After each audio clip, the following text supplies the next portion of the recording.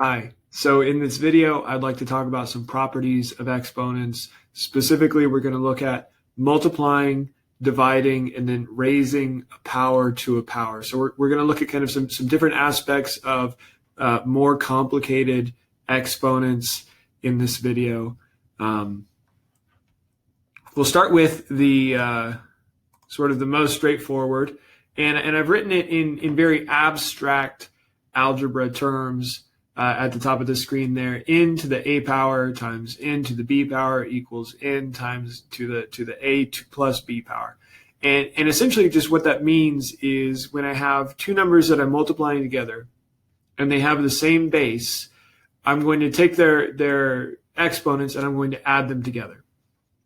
Here's an example. Here's a really, really simple example. Let's say I have 2 to the first power times 2 to the first power.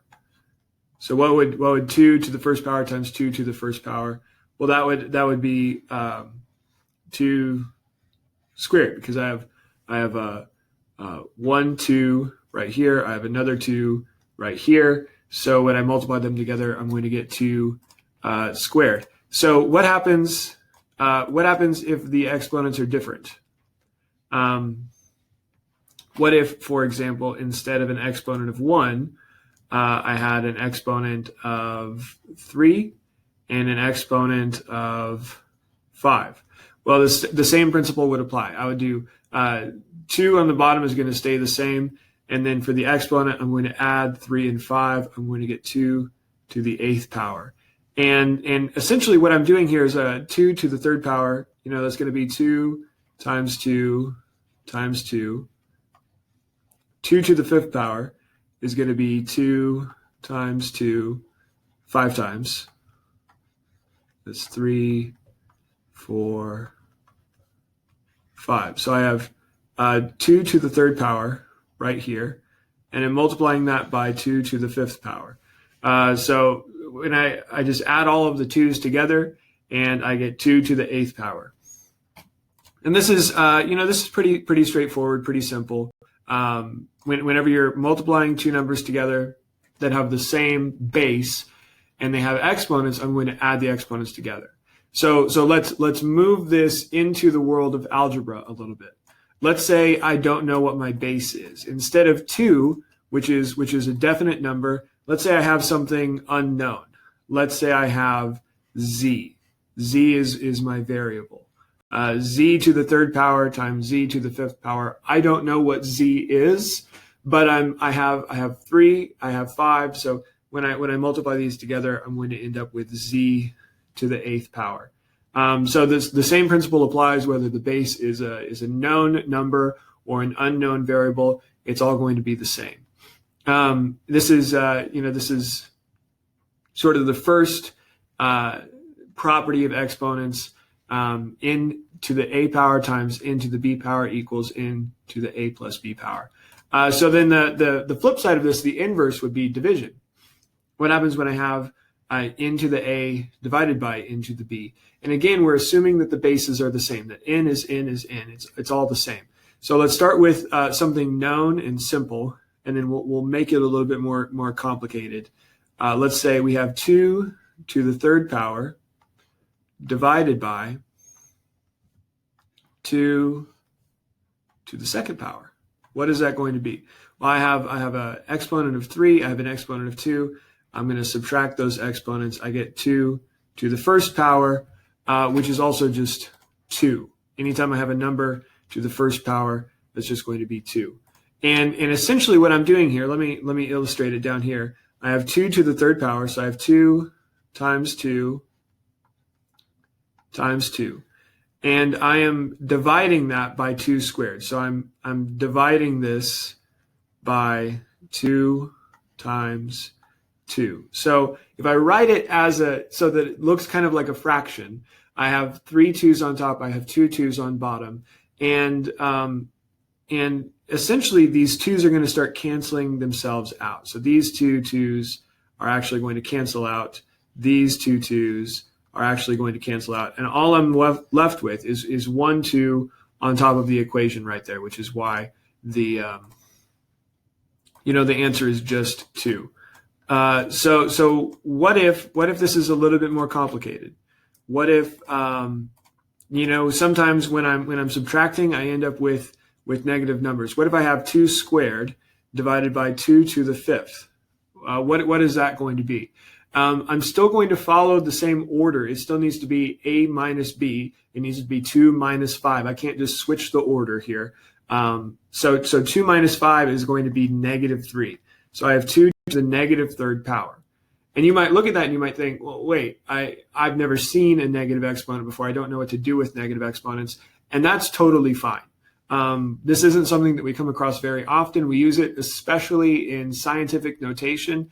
And essentially, a negative exponent just means division. So here's what that's going to look like. I have I have 2 squared, so I have 2 times 2 on the top of this fraction. I'm going to make it a long line, and then I have 2 to the 5th on the bottom of this fraction, because that's the order that the problem is written in.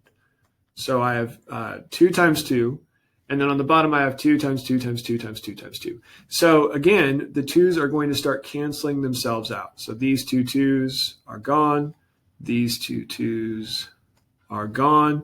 So then I'm left with these 3 2's on the bottom of my equation. What do I do with those? Well, if I have a fraction, or if I have a division problem like this, and I'm writing it like a fraction, I need to have a 1 on top if I have nothing. If there's nothing on top, I need to have a 1. So essentially what this means is it's 1 over 2 to the third, or 1 divided by 2 to the third. And another way of writing this is 2 to the negative third. So this might be really overwhelming. This might be really complicated. But essentially, all I'm trying to tell you is it's okay to have a negative exponent. It means something. It has meaning. It has a place in this world of math. It's not, you're not breaking rules. You're not about to cause the universe to collapse in on itself. Having a negative exponent sometimes happens. That's all I'm trying to communicate to you. So let's say again, let's kind of move this into the world of algebra.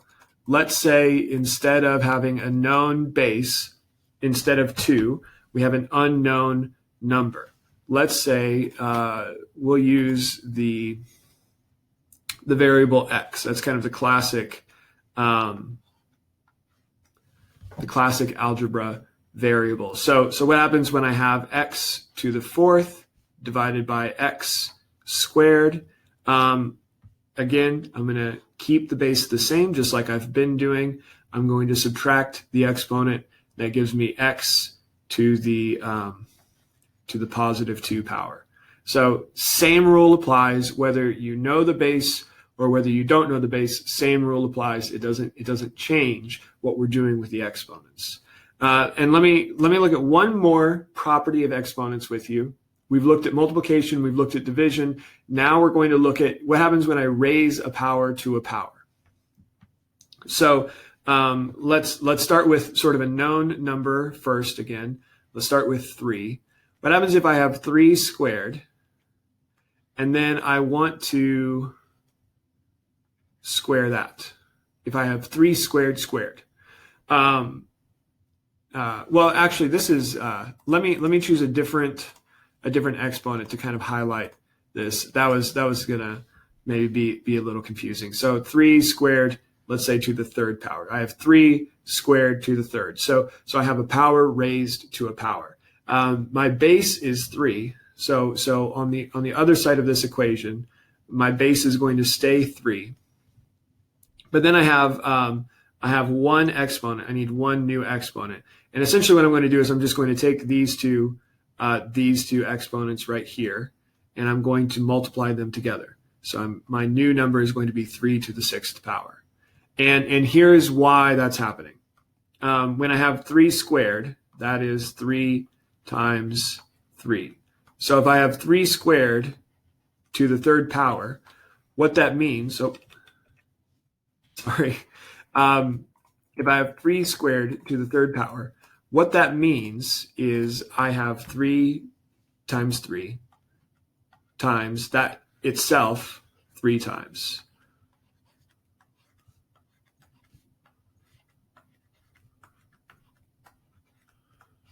So 3 squared to the third power means 3 times 3 times 3 times 3 times 3 times 3.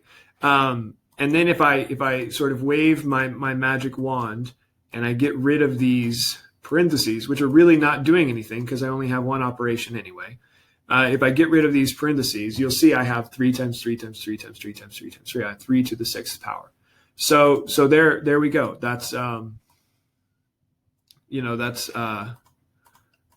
sort of the simple. Again, what happens when I move this into the world of algebra? In the world of algebra, I'm going to use a different variable to represent my unknown number. Let's make the variable q. So here's my q. Q squared to the third power. It's going to be q. Again, the base doesn't change to the 6th power. Now notice in all 3 of these properties of exponents, the base never changes. Whether I'm multiplying, dividing, or raising a power to a power, the base stays the same in all of these examples. So keep that in mind. With variables, sometimes it's easier to remember to keep your base the same because it's this unknown number. You don't know what to do with it. But a lot of times, if I go back to this this example, a lot of times this is a mistake that I see students make. Is I see students say, well, I have 2 to the 3rd power times 2 to the 5th power, so that's going to be 4 to the 8th power, and that's incorrect. The mistake that's been made is you've accidentally changed the base. And the thing about all of these properties, all of these rules of exponents, is that the base always stays the same. So we've looked at a couple different properties. If you have any questions, please let me know in the comments, or you can send me an email. I hope you found this video helpful and informative. Thank you for watching.